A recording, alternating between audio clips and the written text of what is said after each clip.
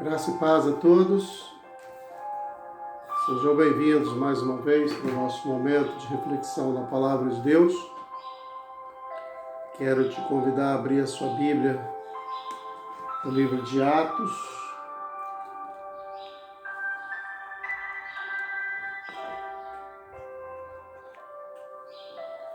Atos, capítulo 8.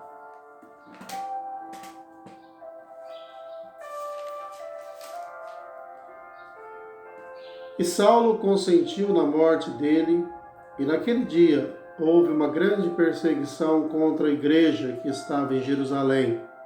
E todos foram dispersos pelas regiões da Judéia e da Samaria, exceto os apóstolos. Que Deus nos abençoe através da sua palavra. Então, hoje o nosso foco é o capítulo 8 de Atos. Eu gostaria de ter lido os 40 versículos, mas por uma questão de tempo, por uma questão até mesmo de um aproveitamento, nós decidimos ler apenas o versículo 1. Mas eu queria que você, que é amante, da leitura da palavra, que gosta de aprender, que gosta de estudar, você pudesse ler aí todo o capítulo, porque eu vou fazer uma reflexão no capítulo todo, mas depois, com mais tempo, você pode também fazer aí a sua reflexão, a sua leitura. Bom, irmãos, um certo escritor, ele disse o seguinte: há uma coisa mais forte do que todos os exércitos do mundo, que é uma ideia cuja hora chega. Bom, uma ideia que não pode ser executada não é uma coisa que tenha muito valor. Mas imagina uma ideia que é a ideia, que é a solução, podendo ser executada no momento certo. E falando sobre uma ideia, a força e a sua capacidade quando chega a sua hora, a Bíblia diz: e vindo a plenitude dos tempos, Deus enviou o seu Filho. O Evangelho surge num cenário bem desolador. O Evangelho surge num momento em que as pessoas estavam bem desorientadas. Jesus disse que eles eram como ovelhas que não tinham pastor. Parece que cada um estava seguindo o seu próprio caminho. E a Bíblia diz, na mensagem dos anjos: eis que eu vos trago boas novas. Eis que na cidade de Davi vos nasceu o Salvador. Então o Evangelho, eu sempre tenho falado que ele veio como uma proposta de mudança, como uma proposta de esperança, como uma proposta de algo maravilhoso, para as pessoas que viviam na sombra da morte. Então, o Evangelho, certamente é mais do que uma ideia. Nas palavras de Paulo, o Evangelho é o poder de Deus para a salvação de todo aquele que crê. E a hora do Evangelho chegou. A igreja está em pleno movimento e a igreja está em pleno desenvolvimento. O sal estava saindo do saleiro e o sal estava saindo do saleiro de Jerusalém e chegando na Judéia e chegando também na Samaria. Nos versículos 1 a 3, irmãos, nós temos uma descrição de um homem que foi chamado o perseguidor da igreja. Esse era um perseguidor com qualidades, ele era um perseguidor zeloso, era Saulo de Tarso. Ele nasceu em Tarso, na Cilícia, era um hebreu de hebreus, portanto, natural, judeu natural. Ele era filho de fariseu, era também um cidadão romano, estudou aos pés de Gamaliel, a maior referência em Jerusalém. Paulo tem um excelente professor, era um religioso muito devoto, era um fariseu devoto, levava muito a sério a sua religião, e a Bíblia fala que em relação à lei, ele era irrepreensível, ele era impecável em tudo aquilo que ele se propunha a fazer. Foi um zeloso, como eu disse, da lei, e foi um perseguidor da igreja. A Bíblia fala, irmãos, ele próprio falando para Timóteo, que ele, de fato, pensava que estava fazendo a coisa certa. Estava servindo a Deus sem entendimento. Saulo perseguia a igreja e o texto fala que ele estava assolando a igreja. O termo assolar era usado quando um animal selvagem estava atacando uma vítima. Então, esta era a agressividade de Paulo em relação à igreja. Sem dúvida alguma, um grande perseguidor da igreja. Mas quando chega ao ponto narrado aqui em que Paulo consente na morte ou no apedrejamento de Estevão, porque, irmãos, existem muitos tipos de morte. A Bíblia fala em morte de cruz, porque a Bíblia chamava a atenção para a crueldade, para os requintes de crueldade desta morte. E a morte de apedrejamento também era uma morte muito cruel, era uma morte muito dura. E Paulo, ao consentir a morte de Estevão por apedrejamento, ele está dando um sinal, ele está demonstrando o quão disposto ele estava, ou até onde ele estava disposto a levar aquela situação, em obediência à sua lei, em cumprimento da sua missão. Paulo estaria disposto a fazer coisas terríveis em relação à igreja. Em Atos 22:4, diz que ele perseguiu homens e mulheres até a morte. Atos 22:19 fala que ele invadia casas e sinagogas, mandava prender os crentes, mandava açoitá-los e também os obrigava a negar a sua própria fé. Caso contrário, seriam mortos. Então, esta era a imagem, esta era a figura desse perseguidor. E eu gostaria, irmãos, de, ao meditar em Atos 8, falarmos um pouco sobre a ação de Deus, a operação de Deus por meio dos seus servos, né? Como ele atua, como ele age. Paulo aqui, que era esse perseguidor terrível, Deus opera na vida dele. Em Atos capítulo 9, nós temos o registro da sua conversão, quando ele se depara com o próprio Jesus, este que era um homem terrível, um homem implacável na perseguição da igreja, vai se tornar um grande aliado. Em algumas Bíblias a gente até tem lá nos tópicos, né, de perseguidor a perseguido. Então Deus escolheu este homem zeloso, este homem obediente, este homem dedicado para ser seu servo, para não mais servir os propósitos do farisaísmo, não mais para servir os propósitos da lei, mas para servir os propósitos do Deus bendito, do Deus Todo-Poderoso. Aqui no versículo 4 ao versículo 8, nós encontramos também um grande pregador da palavra, que foi Filipe. A perseguição, irmãos, ela faz com a igreja aquilo que o vento faz com a semente. Ela espalha e aumenta a colheita. Eles estavam dispersos, eles estavam espalhados. Os cristãos de Jerusalém eram como sementes e a perseguição era como um vento que os levava para outros solos.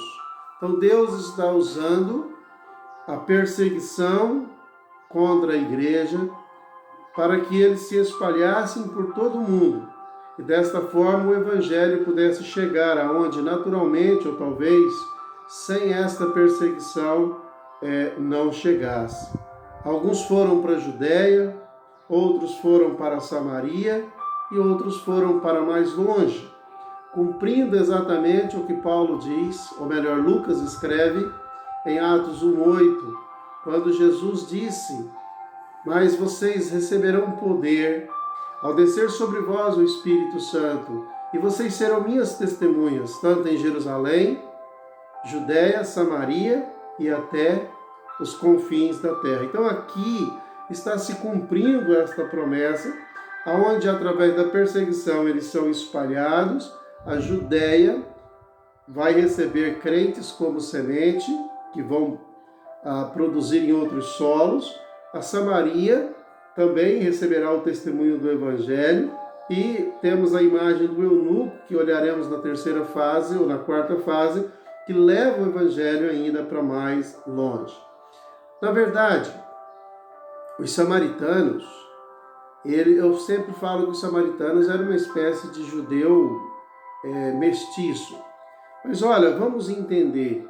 Os samaritanos, eles eram uma raça, eles eram um tipo de pessoas que é fruto de uma mistura, onde judeus, que não era permitido, se casaram com mulheres de outras nacionalidades e assim constituíram famílias mestiças. Os samaritanos, eles tinham o seu próprio templo, sua própria religião, eles tinham o seu próprio sacerdote, e eles não se davam com os judeus. Lembram-se quando, capítulo 4 de João, Jesus tem um encontro com a mulher samaritana? Ela fala: como sendo tu judeu me pede a mim água, que sou mulher samaritana? Porque os samaritanos, eles não tinham amizade com os judeus. Por conta disso, por desobedecerem às ordens de Deus e terem se misturado, os judeus legítimos não queriam ter contato com eles, e eles, por sua vez, também não queriam ter contato com os judeus. Mas nós encontramos aqui o Filipe, que era um daqueles 7 diáconos de Atos capítulo 6. Deus está usando este homem, que agora não mais diácono, mas agora um evangelista, talvez um missionário, um pastor. E Deus está usando o Filipe para evangelizar a região da Samaria. Percebam que lá no texto vai dizer que os apóstolos não foram.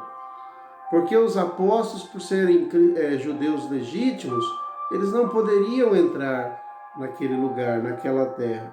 Mas o Filipe aqui, quebrando tabus, preconceitos, ele vai evangelizar aquela região em obediência à direção do Espírito Santo. E ele evangelizou toda aquela região, irmãos, e nós vimos na história que ele foi extremamente abençoado, feliz, usado poderosamente pelo nosso Deus. E ele não foi apenas um evangelista, ele não estava apenas evangelizando aquelas pessoas, mas Deus estava usando Filipe para fazer milagres, sinais, prodígios, maravilhas, exatamente como Deus havia dito antes. E desta forma, com este poder vindo de Deus para fazer sinais miraculosos e realizar milagres, desta forma o Evangelho está ali credenciado. O povo, através dos milagres, vão até Filipe e Filipe então os evangeliza. Então, os milagres aqui servem como uma atração, os milagres atraem o povo, mas certamente o que vai trazer salvação não são os milagres, não são os sinais, porque estes apenas credenciariam o Evangelho, mas eles seriam salvos através da pregação do Evangelho. Ninguém foi salvo por um milagre, mas foram salvos porque creram no Evangelho. Samaria foi abençoada com a pregação do Evangelho. Aqueles que ouviram, aqueles que creram, estes foram libertos de suas aflições físicas, das suas possessões demoníacas e também dos seus pecados. O Evangelho passando a limpo aquelas pessoas. O Evangelho trazendo libertação para aquele povo que estava tão escravizados pelo diabo. A gente pode ver o quanto eram escravizados pelo diabo pelos vultos e pelas figuras que operavam entre eles e que os dominava de uma forma que pareciam marionetes, né? E o fato do Evangelho anunciado por Filipe trazer tanta libertação, isso trouxe muita alegria para aquelas pessoas, muita alegria para aquele povo. O Evangelho, então, ele passa dos judeus legítimos para os samaritanos, judeus mestiços, e Deus está aqui construindo uma ponte para uni-los, exatamente como Paulo nos fala em Efésios, né? Deus estava fazendo dos dois povos um, Deus estava tirando a inimizade que existia entre eles. Agora, estas questões, elas não teriam mais tanta importância, porque o Evangelho iria unificá-los. Eu queria fazer uma aplicação rápida para você, para mim, para nós, que muitas vezes permitimos que questões pessoais, questões, sejam elas quais forem, nos afastam uns dos outros. Lembrem-se disso, não existe em todo o universo alguém que tinha tantas razões para estarem distantes e separados como judeus e samaritanos, como judeus e gentios. Mas Deus estava agindo para que eles fossem um em Cristo. Deus está agindo para que eu e você sejamos um. Deus está agindo para que nós façamos parte do corpo que é a igreja. Não somos adversários, não somos inimigos, não somos divididos, mas nós estamos no mesmo corpo, unidos em Cristo, para fazer a vontade do nosso Deus. Em Cristo nós somos um. Em Cristo nós somos mais do que vencedores. Então, o Evangelho ele passou dos judeus para os samaritanos e Deus constrói essa ponte para uni-los. O Evangelho é para todos os povos, para todas as pessoas. Jesus disse, ide por todo o mundo e pregar o Evangelho a toda criatura. Aquele que crer e for batizado será salvo. Então, percebam que Deus está agindo, usando Filipe, para levar o Evangelho numa região, entre aspas, rejeitada, uma região que era desprezada, para que aqueles também fossem salvos, libertos das algemas de Satanás, para unir aos demais, para fazer a obra do nosso Deus. Mais tarde, ou na história, nós podemos ver o quanto os samaritanos convertidos foram importantes, o quanto os gentios convertidos foram importantes. Não apenas judeus, mas todos. E eu quero que você entenda que não apenas você ou eu somos importantes, todos somos importantes, porque Deus é que nos usa de acordo com a sua vontade. Em Atos agora, do capítulo 9 ao 25, nós encontramos o impostor, o Simão, o mágico. É possível perceber, irmãos, que em quase todo lugar por onde Deus semeava cristãos verdadeiros, o diabo sempre vinha para semear cristãos falsificados. E nós podemos ver que o Simão aqui é uma cópia barata de um cristão. O Simão aqui é uma cópia barata de Filipe. O diabo é terrível.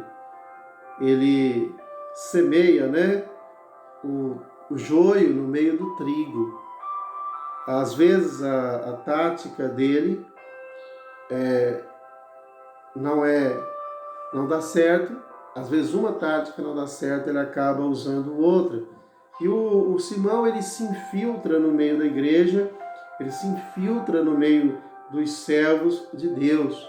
A função de Simão, aqui no texto nos fala que ele iludia as pessoas com as suas mágicas. E as pessoas ficavam maravilhadas com as suas mágicas.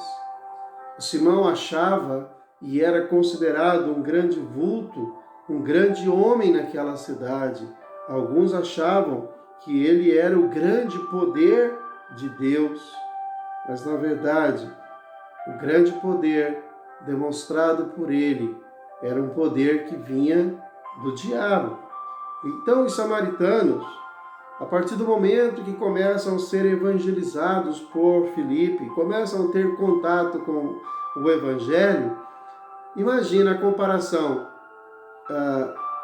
Evangelho, poder de Deus para a salvação do que crê. Ilusionismo praticados por Simão. É óbvio, irmãos, nada é páreo para o Evangelho. O Evangelho é esse dínamos, esta dinamite, esse poder explosivo que tem força para destruir estruturas. Então, o mágico apenas iludia as pessoas com as suas mágicas. O mundo apenas ilude, mas o Evangelho destrói estruturas, o Evangelho transforma vidas. Então, as pessoas em Samaria começam a ouvir o Evangelho e elas começam a se libertar de Simão, dos seus ilusionismos, e elas começam a crer em Cristo. À medida que as pessoas ouvem o Evangelho, elas vão deixando de crer e acreditar nas ilusões que existem no mundo. Aqui no texto fala que o próprio Simão, ele resolve abraçar a fé, mas parece que abraçou uma fé errada. Talvez o Simão estivesse abraçando a fé nos milagres, a fé nos sinais, como muitos hoje estão fazendo, abraçando a fé nos sinais, abraçando a fé nas bênçãos. Os samaritanos que creram ainda não haviam recebido o Espírito Santo, mas a Bíblia diz que veio de Jerusalém Pedro e João, e desta forma eles impunham as mãos sobre aqueles que haviam aceitado, aqueles que haviam sido evangelizados por Filipe, e eles então recebiam o Espírito Santo. Algo inédito, algo que não era comum. Alguns estudiosos dizem, irmãos, que Atos, do capítulo 1 ao capítulo 9, ou adentrando 10, é um período nessa história que chamamos de um período de transição, onde os judeus passaram o evangelho para os samaritanos e depois passou o evangelho para os gentios. E seria muito perigoso nós criarmos ou basear doutrinas nesse período de transição, porque isso poderia conter erros, por se tratar de um período de transição. Para que vocês tenham uma ideia, alguns poderiam dizer então que é preciso ser batizado para receber o dom do Espírito Santo. Sabemos que isto não é regra pela Bíblia. Outros poderiam pensar que era necessário haver uma imposição de mãos para receber o Espírito Santo. Infelizmente, algumas denominações creem assim e se regem por esses ensinamentos. Mas por se tratar de um período de transição, onde as coisas não estavam ainda estabelecidas para tantos, não é prudente, não é seguro nós defendermos assim estas doutrinas. E o padrão de Deus para nós hoje é o que está ali registrado em Atos, capítulo 10. O pecador ouve o Evangelho, recebe o Espírito Santo e então é batizado. Aqui sim está embasado, estruturado a doutrina que cremos. Primeiro nós ouvimos o Evangelho, nós aceitamos a Cristo e nós recebemos o Espírito Santo ao aceitarmos a Cristo e então somos batizados. Esse Simão aqui, ele é desmascarado por Pedro e por João. E é interessante, irmãos, que, na verdade, quais eram as pretensões de Filipe, quais eram as pretensões do Simão? São tantos personagens que a gente acaba confundindo. Quais eram as pretensões do Simão? Ele queria aprender a realizar milagres com Filipe. Imagina se ele aprende essa habilidade, né? Imagina se ele aprende essa técnica de operar milagres.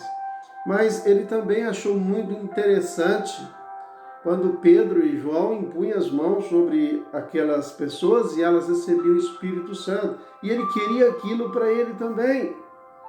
E ele estava disposto a pagar para ter este poder. De onde então surge o termo simonia. O termo simonia que vem aí desta prática e desse desejo de Simão, que é o desejo de comprar e vender cargos e privilégios eclesiásticos. Felizmente, como coisas ruins se proliferam, e hoje nós podemos ver quantas pessoas que não recebem o dom de Deus, porque talvez não sejam de Deus, querem ter dons que não lhes foram dados. Há tantas pessoas querendo assumir ministérios, cargos, posições, como Diótrefes, lá em 3 João, 2 João, não me lembro, acho que 3. Pessoas que não têm o dom, mas querem tê-los a qualquer custo. Assim fazia este Simão. E o Evangelho, irmãos, ele se choca. A gente vê que o Evangelho ele se barra nos interesses humanos, no que está relacionado muitas vezes ao dinheiro. Lá em Atos 5 a gente vê a ganância de Ananias e Safira. Morreram por conta disso. Nós vimos aqui no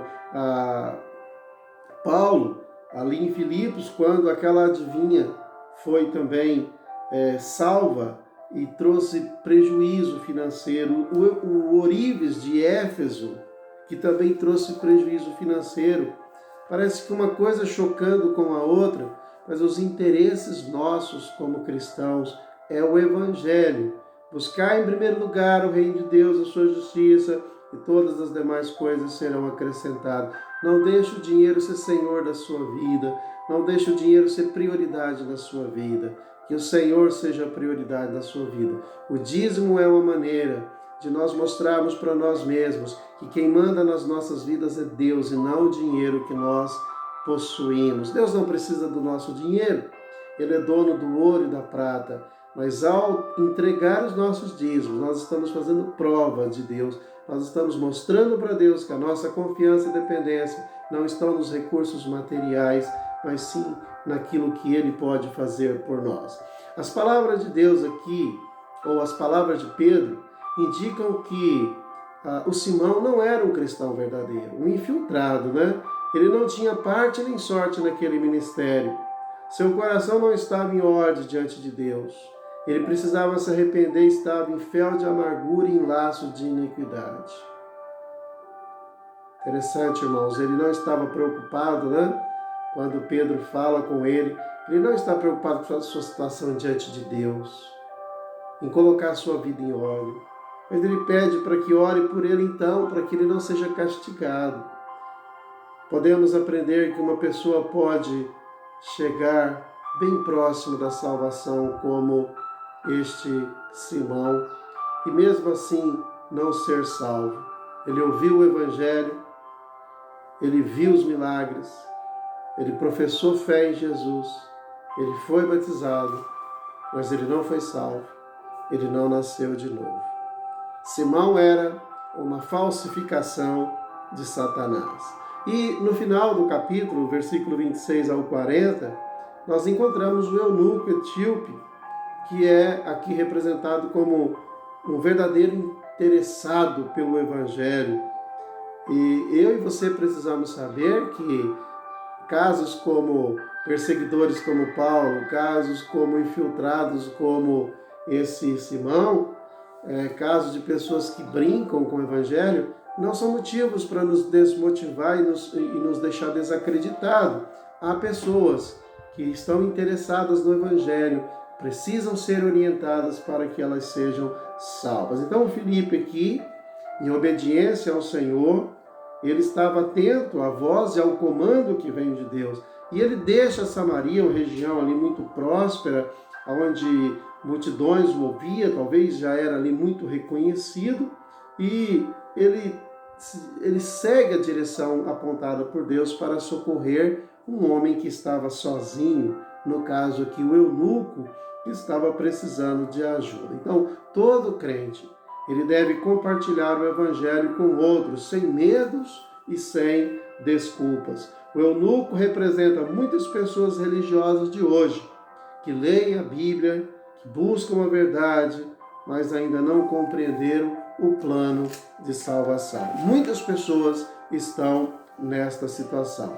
Existem pessoas sinceras, que verdadeiramente querem serem salvas, que se esforçam, que procuram, mas precisam de um Filipe, precisam de um de nós que conhecemos o plano de salvação para trazer luz, para trazer esclarecimento. Filipe o ajuda com as Escrituras, o Espírito Santo fala ao coração dele e ele se converte e vai levar agora o Evangelho para um lugar, confins da terra, né, aos confins do mundo, levar o Evangelho para a Etiópia. A fé, segundo Paulo, ela vem pela pregação e a pregação da palavra, a pregação do Evangelho. Então ele creu em Jesus, nasceu de novo. A sua conversão foi tão real, irmãos, que ele insiste para que Filipe o batize ali, mesmo naquele caminho por onde estavam passando.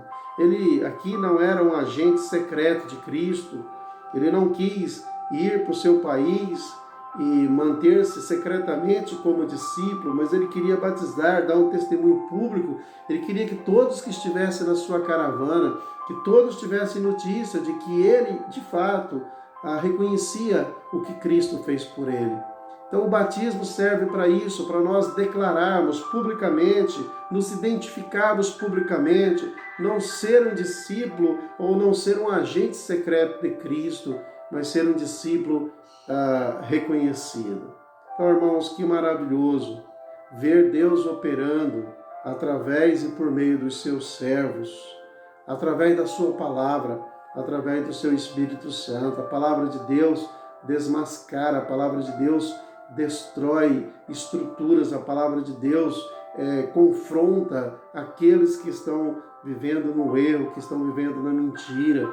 Jesus disse que ele veio para desfazer as obras do diabo. Então nós desejamos que Deus opere em nossas vidas, que Deus opere na vida da sua igreja, que cada um de nós possamos sair aí do nosso celeiro, que nós possamos partir para o campo, para cooperar com os planos de Deus, que como saleiros, que como sal possamos sair do saleiro para salgar, para fazer a diferença. Que possamos, irmãos, estar em movimento, seja onde quer que for que Deus queira nos levar, que nós possamos estar em movimento. Paulo, o perseguidor, Deus o transformou em servo. Filipe, o pregador, Deus usou grandemente. Simão, o impostor, Deus o desmascarou. E o eunuco sincero, Deus o salvou. Deus é Deus. A Ele seja dada toda a honra, toda a glória. Ok? Fiquem com Deus, fiquem em paz.